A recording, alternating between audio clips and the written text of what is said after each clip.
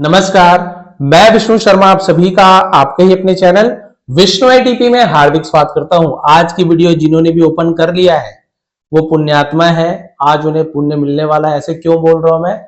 क्योंकि आज हम श्रीमद् भगवत गीता के श्लोकों का अध्ययन करने वाले हैं।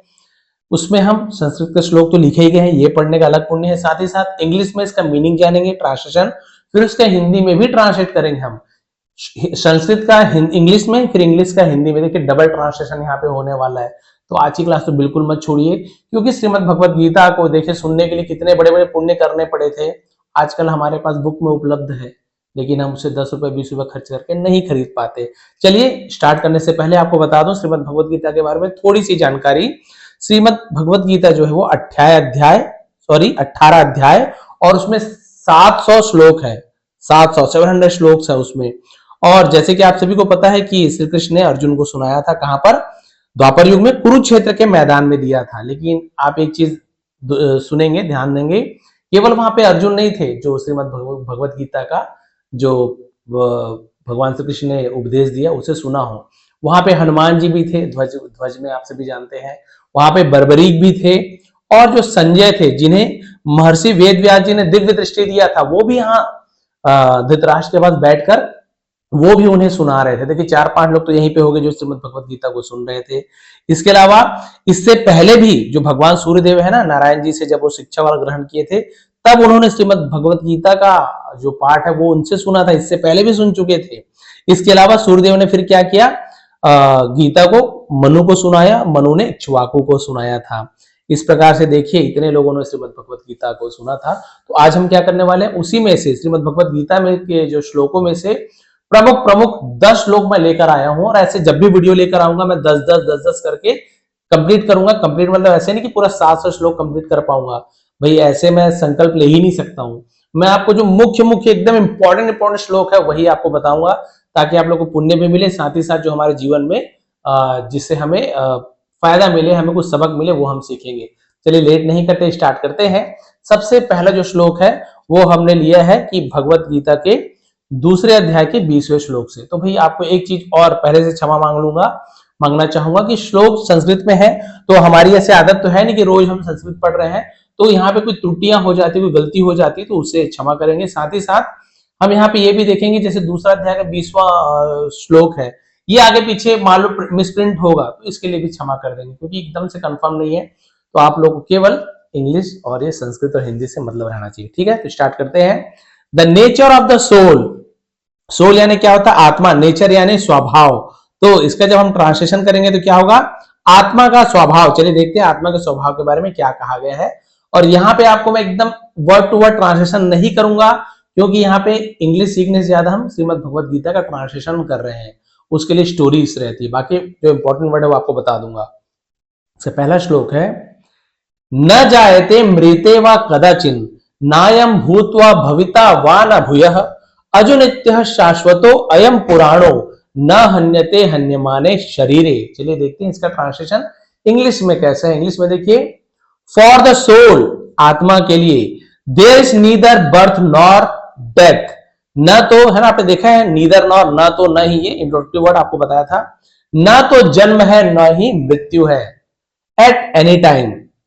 क्लियर है? तो आत्मा के लिए ना तो कभी जन्म है न ही कभी मृत्यु है। He has not come into being, वो क्या कभी भी वो अस्तित्व में नहीं आए हैं। does not come into being and will not come into being। इसका मतलब क्या होता है? ना तो कभी अस्तित्व में आए थे, ना आए हैं, ना ही आएंगे। वो पहले से ही है। जैसे अस्तित्व में आने आने जन्म होना, तो भाई आत्मा का जन्म हुआ ही नहीं है, शुरू से विद्यमान है, ना कभी आया था, ना आया है, ना आएंगे। आत्मा शुरू से ही है। He is unborn। अनबॉर्न का मतलब क्या होता है? बॉर्न यानी जन्म लेना, अनबॉर्न यानी अजर, जिसका जन्म ही ना हुआ हो। He is unborn, वो अजन्मा है। इटर्नल, जिसे हम क्या बोलते हैं? इटर्नल का मतलब जिसे हम बोलते हैं अमर, जो कभी ना मरे, आत्मा कभी ना मरता है। एवर एक्सिस्टिंग, है ना, एवर एक्सिस्टिंग। एक्सिस्ट आपको पता है, एग्जिस्ट जिसे कहता है एक्सिस्टिंग, ऐसे पढ़ेंगे, एग्जिस्ट पढ़ेंगे, यानी जो सदा हर जगह विद्यमान है, आत्मा सभी जगह है। एंड प्राइमेवल, है ना, प्राइमेवल का मतलब क्या होता है? जैसे एक तो आदिम होता है, अति प्राचीन को भी प्राइमेवल कहा जाता है, ठीक है, वो शुरुआत है, अति प्राचीन है। इसके अलावा he is not slain when the body is slain, है ना, he is not slain, slain का मतलब क्या होता है, मर जाना, शरीर के मारे जाने पर भी वह नहीं मारा जाता। क्लियर है, तो हमारी शरीर की मृत्यु होती है लेकिन आत्मा कभी, कई लोग बोलते हैं मृत आत्मा को शांति प्रदान, मृत आत्मा कैसे होगा, मृत आत्मा तो हो ही नहीं सकता, आत्मा तो कोई मृत होता ही नहीं है। तो क्लियर हो गया पहला जो हमने सुना, द नेचर ऑफ सोल, तो सोल की प्रकृति कैसी है, आपने देखा ना तो कभी जन्म हुआ है, न ही कभी मृत्यु होगी, न ही उसका, है ना, क्या है, वो अमर अजर है और सदैव विद्यमान रहने वाला है। चलिए देखिए दूसरा श्लोक, ड्यूटी विदाउट अटैचमेंट, ये देखिए बिना आसक्ति के कर्तव्य, आसक्ति अटैचमेंट जैसे होता है ना, माता पिता से, भाई से, बंधु से, किसी वस्तु से, मोबाइल से, कार से, उसे हम आसक्ति कहते हैं, अटैचमेंट कहते हैं। चलिए देखते हैं, ड्यूटी कर्तव्य को निभाना है बिना किसी आसक्ति से। चलिए देखते हैं भगवान श्री कृष्ण ने क्या बढ़िया बढ़िया, आपने देखा होगा पूरे हमारे जीवन से जुड़ा हुआ चीज यहाँ पे बताया गया है। तो इसके अनुसार दूसरा अध्याय के 47वें श्लोक से देखिए लिखा हुआ है, कर्मण्ये वाधिकारस्ते मां फलेषु कदाचन मां कर्मफल हेतुर्भूमो ते संगोष्वत कर्मणि। ठीक है, अब ये देखिए यहां पे आप देखेंगे इसका अर्थ हम क्या निकालेंगे, यू हैव अ राइट, यानी आपके पास एक क्या है, अधिकार है। राइट का मतलब होता है अधिकार है, to perform your prescribe duties, prescribe मतलब जैसे प्रिस्क्राइब कहते हैं, प्रिस्क्राइब करते हैं किसी, उसे प्रिस्क्राइब कहा जाता है, ड्यूटीज यानी इसे निर्धारित कहा जाता है। आपको क्या करना है, अपने निर्धारित कर्तव्यों का पालन करने का अधिकार है, जो जो कर्तव्य मिला उसे पालन करने का अधिकार है आपके पास। But you are not entitle, है ना, एंटाइटल बोलते हैं, to the fruit of your action, लेकिन आप अपने कार्यों के फल के हकदार नहीं, उसे एंटाइटल कहा जाता है, लेकिन आप अपने कार्यों के फल के हकदार नहीं है। आप सोचेंगे ना मैंने ये काम किया है, इसका फल मुझे मिलना चाहिए, उसके हकदार आप नहीं है, आप केवल काम करने का आपको हक है, आप काम कीजिए, फल का अधिकार आपको नहीं है। देखिए, नेवर कंसिडर योरसेल्फ, नेवर यानी कभी नहीं, कंसिडर मानना, योरसेल्फ खुद को, to be the cause of the result, देखिए अपने आप को कभी भी कारणों का, है ना, परिणाम ना माने, कॉज ऑफ द रिजल्ट यानी जो परिणामों का कारण ना माने, ऑफ योर एक्टिविटीज, अपने कार्यों के। क्लियर है, कभी भी अपने आप को अपने कार्यों के परिणामों का कारण ना समझे कि भाई ये परिणाम आया तो मेरा एक कार्य का ऐसा रिजल्ट निकला है। Not be attach to inaction, और ना ही निष्क्रियता में आसक्त रहे। इनएक्शन है कि निष्क्रियता यानी कुछ करना धरना है नहीं, उसमें कई लोग आसक्त रहते हैं, अटैच रहते हैं। तो देखिए भगवान ने कितने अच्छी तरीके से यहाँ पे हमें बताया है कि हमें क्या करना है, आपके कर्तव्यों का पालन करने का अधिकार है आपको, आप कर्तव्य का पालन कीजिए, माता पिता की सेवा कीजिए, है ना, परिवार की सेवा कीजिए, जीव जंतु की सेवा कीजिए, लेकिन इसके फल के हकदार नहीं है आप। आप सोचेंगे मैंने ये कार्य किया इसका फल मुझे मिलेगा, इसके अधिकार आप नहीं है। और न ही आप जो अपने कार्य करते हैं तो उसका जो रिजल्ट निकलता है, ठीक है, तो उसके परिणामों का भी अपना कारण मत समझिए कि भाई इसका रिजल्ट जो आया है, मैंने अच्छा काम किया, इसका रिजल्ट बढ़िया आया है तो इसका मैं हूं, मैंने किया, ये कभी ना सोचे। ठीक है, क्लियर है, और न ही निष्क्रियता में आसक्त रहे। क्यों कहा भगवान ने, आप सभी को पता है कि सबके पीछे भगवान का आप समझते हैं, आपके जो भाग्य रहता है कर्म, इसमें कर्म को प्रधान कहा गया ना, उससे आपका भाग्य का निर्माण होता है, वही आपको मिलता है। फिर देखते हैं कंट्रोल ओवर माइंड, मन पर नियंत्रण। चलिए देखते हैं मन पर नियंत्रण के बारे में क्या कहा गया है। 6वां अध्याय का 6वां श्लोक है, बंधुरात्मात्मनस्तस्य येनात्मैवात्मना जितः अनात्मनस्तु शत्रुत्वे वर्ते तात्मैव शत्रुवत्। चलिए देखते हैं भाई, फॉर वन, फॉर यानी के लिए, वन यानी उसके लिए, कोई एक, तो वन का यूज करते हैं, who has conquered the mind, conquered यानी कहते हैं विजय प्राप्त करना, जिसने मन पर विजय प्राप्त कर ली है, the mind is the best of friends, उसके लिए मन सबसे अच्छा मित्र है। जैसे आपने मन पे काबू पा लिया ना, तो आपके मन से अच्छा आपका कोई दोस्त नहीं है। बट फॉर वन, लेकिन उनके लिए, who has failed to do so, जो ऐसा करने में असफल रहा, यानी मन पर जो अपने कब्जा नहीं कर पाया, मन हमेशा उसका विचलित रहता है, अपने मन पे जिसका काबू नहीं है, his own mind will be his greatest enemy, उसका मन ही उसका सबसे बड़ा शत्रु है। पता है कितनी बड़ी बात है, आप यदि सोच समझ पा रहे हैं, थोड़े छोटे होंगे तो थोड़ा सा अनुभव की जरूरत है आपको, लेकिन जो लोग समझ पा रहे हैं कितनी बड़ी बात यहाँ पे कही गई है। आपका मन पर यदि आपका काबू है तो आपके मन से अच्छा आपका दोस्त कोई नहीं है, क्योंकि आप उसे अच्छी जगह लगाओगे, अच्छे अच्छे कार्य में लगाओगे, आपके मन पे काबू है ना आपका। तो गलत काम करने जाएगा आप रोक लोगे, नहीं नहीं ये गलत काम है, हमें ये नहीं करना, बहुत अच्छा दोस्त बन जाएगा, बहुत अच्छी अच्छी चीजें आपको प्राप्त होगी। समय का सदुपयोग करोगे, पढ़ाई लिखाई या जो भी पैसा कमाना, जो भी सही चीजों में मन लगेगा। लेकिन वही मन पर आपका काबू नहीं है ना, तो वही मन आपका सबसे बड़ा शत्रु है। गलत राह पे ले जाएगा, कभी कुछ करने को कहेगा, कभी टाइम बर्बाद करने को कहेगा, कभी किसी को कुछ बुरा भला बोलने कहेगा, है ना। वो आपका साथ नहीं देगा और आपको हो सकता है जेल में डलवा दे, हो सकता है कुछ गलत काम करवा दे, अपमान करवा दे। वही मन आपका मित्र हो सकता है, वही मन आपका सबसे बड़ा शत्रु हो सकता है। यदि आपका उस पर काबू है तो मित्र, काबू नहीं है तो शत्रु। बताइए कितनी बड़ी बात है। तो भाई अपने मन पर आपको काबू पाकर उसे मित्र बनाइए, बहुत फायदा मिलने वाला है। चलिए आगे देखते हैं। Fourth, surrender to God. ये सबसे बड़ी बात है, ये अगर आप करना सीख गए, ऐसे ऐसे नहीं कि मैं बोल रहा हूं तो मैंने सब सीख लिया है, नहीं भाई हम भी आपके तरह ही हैं, बट हम यहाँ से कुछ सीख ले रहे हैं, हम भी कुछ उतार सके। सरेंडर टू गॉड, सरेंडर यानी क्या, आत्मसमर्पण कर देना है ना, ईश्वर के प्रति सरेंडर, अपने आप को आत्मसमर्पित कर देना। लीजिए भगवान मैं आपका हूं। तो 18वें अध्याय का 66वां श्लोक दिया गया है। सर्वधर्मान परित्यज्य मामेकम शरणम व्रज, अहम त्वाम सर्व पापेभ्यो मोक्षयिष्यामि मा शुचः। चलिए देखते हैं। Abandon all varieties of dharma and simply surrender unto me. सभी प्रकार के धर्मों को त्याग दो। देखिए क्या बोले, सभी प्रकार के धर्मों को त्याग दो और केवल मेरी शरण में आ जाओ। बोलते ना कि ये धर्म है, वो धर्म है, ऐसे है, ये धर्म पुत्र धर्म है, मातृ धर्म है, बहुत सारे धर्म। ये धर्म वाला धर्म, हिंदू मुस्लिम धर्म की बात नहीं हो रही यहाँ पे, ये उस धर्म है ना, जैसे पितृधर्म, मातृधर्म, पुत्र धर्म, ये सब धर्म को छोड़ो, है ना। अपने आप को क्या करो, मुझ में समर्पित कर दो। क्योंकि वो डर रहे थे, बोले अरे मेरा पितृ धर्म है, मेरा भातृ धर्म है, वो मेरा चाचा है, वो मेरा भाई है, कैसे मार दूं, क्या मार दूं। तब भगवान उन्हें समझा रहे थे। और मेरी शरण में आ जाओ, I shall deliver you from all the sinful reaction, do not fear.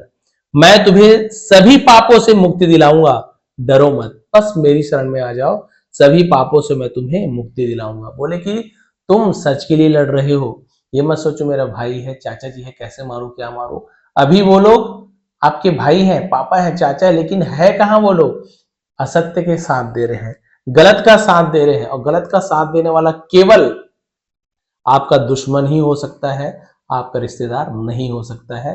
इसलिए बिल्कुल अपने सभी धर्मों को, भातृधर्म, मातृधर्म, सबको भूल जाओ, सबका वध करो और मेरी शरण में आ जाओ। मैं तुम्हें क्या करूंगा, तुम्हारे जो सभी पापों से मुक्ति दिलाऊंगा, डरो मत। देखिए वो डर रहे थे, कैसे करूं, हाथ कांप रहे थे कि भगवान ने उन्हें, भगवान ऐसे बोल दे फिर डरने की क्या बात है।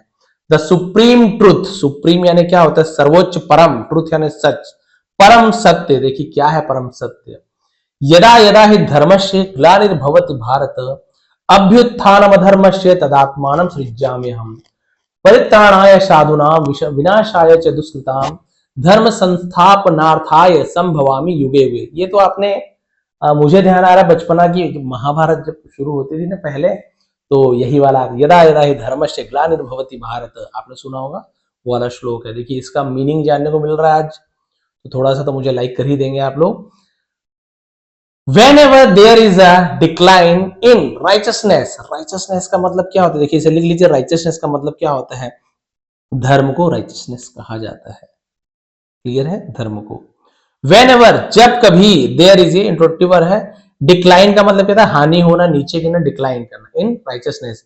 जब जब धर्म की हानि होती है, एंड एन इंक्रीज इन अनराइचसनेस, तो देखिए डिक्लाइन, इंक्रीज, तो इसे डिक्रीज भी बोल सकते हैं। इंक्रीज का डिक्रीज होता है, डिक्रीज यानी घटना, इंक्रीज यानी बढ़ना। तो जब जब धर्म की हानि होती है, धर्म घटता है और अधर्म की वृद्धि होती है, ओ अर्जुना, हे अर्जुन, एट दैट टाइम, उस समय, आई मैनिफेस्ट माई सेल्फ, मैं प्रकट होता हूं, मैं खुद को क्या करता हूं, सबके सामने अपने आप को लाता हूं, मैं प्रकट होता हूं, मैनिफेस्ट कहा गया है। To protect the righteousness, sorry righteous, किसे रक्षा करने के लिए, धर्म की रक्षा करने के लिए। ओ एनहिलेट द विकेड, और किसका, दुष्टों का विनाश करने के लिए, एंड टू रिस्टैब्लिश धर्म, और धर्म का पुनः संस्थापना करने, रिस्टैब्लिश है स्थापना करना, पुनर्स्थापना कहा जाता है। आई अपीयर मिलेनियम आफ्टर मिलेनियम, है ना, मिलेनियम मिलेनियम कहते हैं, तो उसे युगो युगो ऐसे कहा जाता है। एक मिलेनियम में 10 होता है, 10 लाख, बट यहाँ पे युगो युगो को मिलेनियम के रूप में यूज किया गया है। तो क्या बोल रहे हैं कि जब जब धर्म की हानि होती है, अधर्म की वृद्धि होती है, तब तब मैं प्रकट होता हूं, धर्मात्माओं की रक्षा करने, दुष्टों का विनाश करने और धर्म की पुनः स्थापना करने के लिए मैं युग युग में प्रकट होता हूं। आप सभी जानते हैं जब पाप बढ़ने लगता है तब भगवान किसी न किसी रूप में प्रकट होते हैं। भगवान विष्णु के आप सभी 10-12 अवतार के बारे में तो जानते ही है। तो इसके बाद अभी कल्कि अवतार भी बचा हुआ है, जो कि जब पाप चरम पर होगी कलयुग में तो भगवान कल्कि अवतार ले। वही कल्कि कलयुग मूवी भी आई थी, आपने देखा होगा। चलिए छठा देखते हैं, इसके बाद 4 और बचा है। तो अभी और बचा है, तो इसमें क्या लग रहा है हमें, खत्म ना हो भाई, हमें बहुत अच्छा लग रहा है। क्यों? क्योंकि बहुत कुछ सीखने को मिल रहा है। नहीं तो कई बार बोरिंग स्टोरी होती है, छोड़ो सर जल्दी खत्म हो, बाहर निकल जाते हैं। इक्वालिटी इन एवरीथिंग, इक्वालिटी यानी समानता, हर चीज में समानता। चलिए ऐसे क्यों कह गए देखते हैं। विद्या विनय संपन्ने ब्राह्मणे गवि हस्तिनी सुनी चैव स्वपाके च पंडिता समदर्शिना। कितनी बड़ी बात भगवान ने कहा है।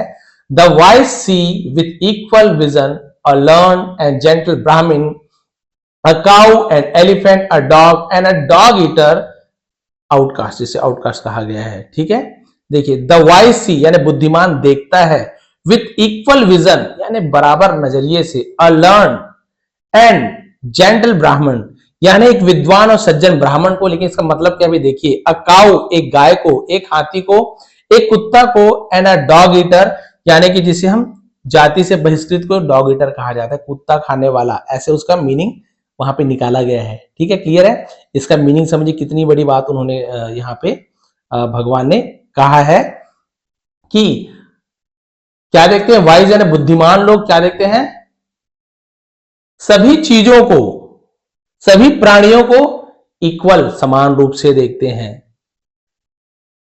जो बियॉन्ड क्या होता है, ऊपर होता है, सबसे ऊपर होता है, किससे, कास्ट जाति से, जीव जंतुओं से, या फिर सोशल स्टेटस होता है ना कि भाई ये इस जाति का, इस जाति का, अमीर है गरीब है। जो विद्वान व्यक्ति है वो सभी को बराबर रूप में देता है। कौन ब्राह्मण है, कौन किस जाति का है, कौन गाय है, कौन हाथी है, कौन कुत्ता है, या कौन अदर आउट ऑफ कास्ट है, जिसे यहाँ पे डॉग ईटर लिखा गया, बट इसका मतलब वही है कि कौन जाति से बाहर है। किसी को जाति से बाहर कर देते ना, उससे एक विद्वान व्यक्ति को कोई फर्क नहीं पड़ता है। आप ब्राह्मण हो तो भी वही सम्मान है ना। आप ब्राह्मण का मतलब बुद्धिमान से लिया गया है, बस ये एग्जाम्पल के रूप में दिया गया है। ठीक है, और पंडित का मतलब क्या होता है, वही कोई बुद्धिमान व्यक्ति को पंडित, यानी आप किसी भी कास्ट के हो लेकिन आप किसी बोलते हैं ना किसी विषय में विद्वान हो तो आपका पंडित हो, आप उस विषय में आप पंडित हो, ये अंतर रहता है। तो सबको समान नजर से देखते हैं बुद्धिमान व्यक्ति हो। बाकी जो हमारे ऐसे जानते हो ना, जो लोग रहते हैं कि अरे अमीर है यार, वो गरीब है, अरे इस जाति का, इस कलर का है, बुद्धिमान व्यक्ति ऐसे भेदभाव नहीं करते। अब देखिए the power of faith, faith यानी क्या होता है, फेथ का मतलब होता है जिसे हम कहते हैं कि भरोसा, भाग्य, ऐसे भी होते हैं। विश्वास कहा जाएगा, फेथ नहीं है, फेथ है। फेथ यानी होता है विश्वास। तो विश्वास की शक्ति, चलिए देखते हैं किसी पर विश्वास करें तो उसकी शक्ति क्या है, कैसे है। थोड़ा सा जूम कर लो क्या, हाँ इसमें ठीक है। तो भगवत गीता के 9वें अध्याय के 22वें श्लोक में है,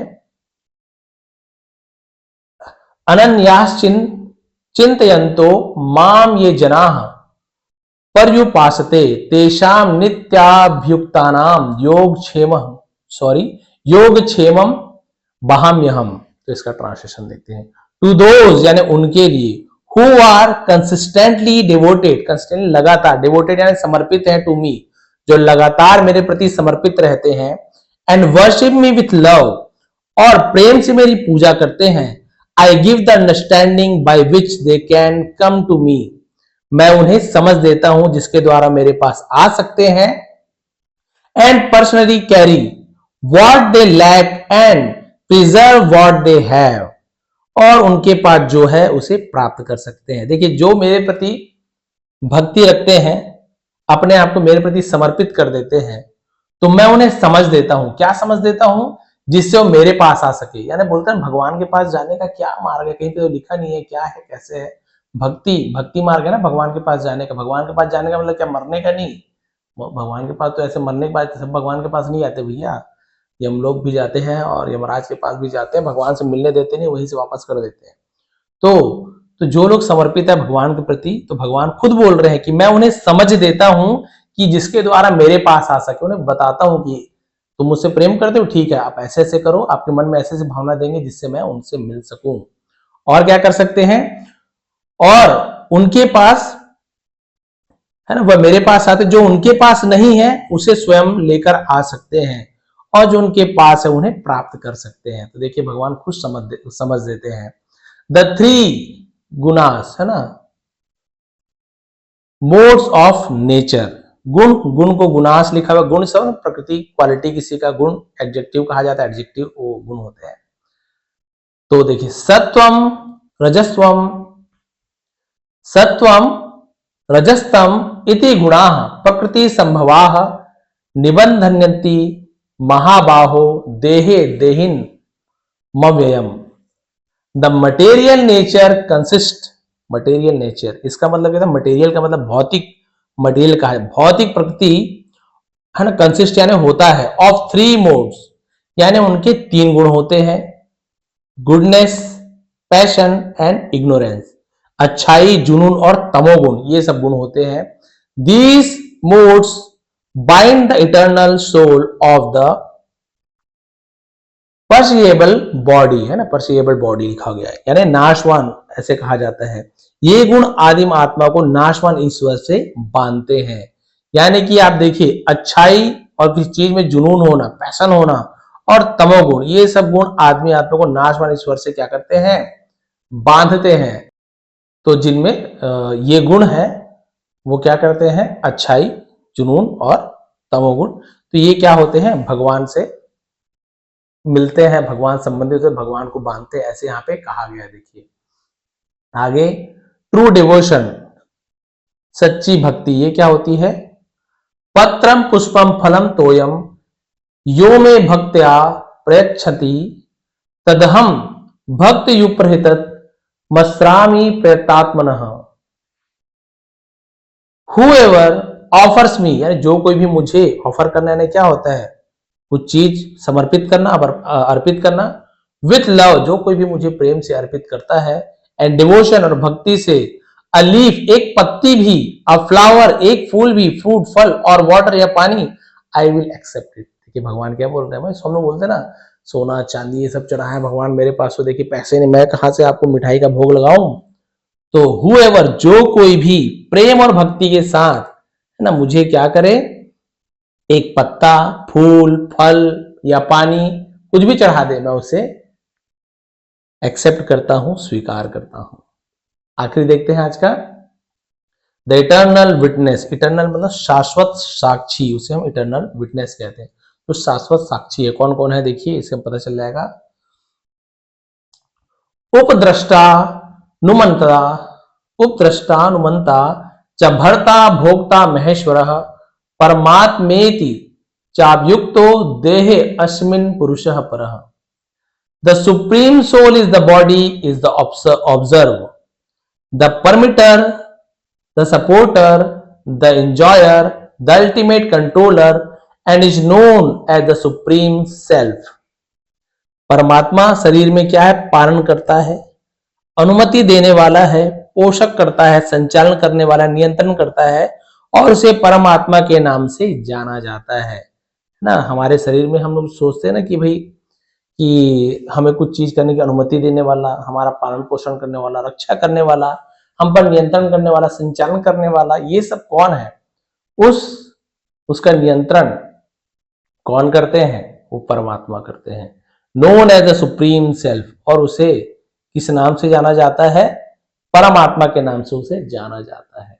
तो देखिए वो जो परमात्मा है वही क्या करते हैं, वही हमारे इटर्नल विटनेस है, शाश्वत साक्षी है, वो हमारे अंदर निहित है। हम क्या कर रहे हैं, बुरा कर रहे हैं, अच्छा कर रहे हैं, ये सब क्या होता है, हमें उसका जो दंड है, उसका जो फल है हमें मिलता है, और ये उसका साक्षी होता है हमारा आत्मा। तो बोलते हैं सर आत्मा तो, शरीर तो मर गई, अब जैसे नर्क जाना है या स्वर्ग जाना है तो हमें वहां पे सुख या दुख कैसे मिलेगा? आत्मा को तो कुछ फर्क नहीं पड़ता है, उसको तो सुख दुख से कोई मतलब ही नहीं है, वो तो मोह माया से अलग है। तो भाई कोई पापी है, वो जब मर गया उसका आत्मा चले गया, नरक चले गया मान लो, तो आत्मा को क्या दर्द होना है? वो तो न जन्मा है न मरना है।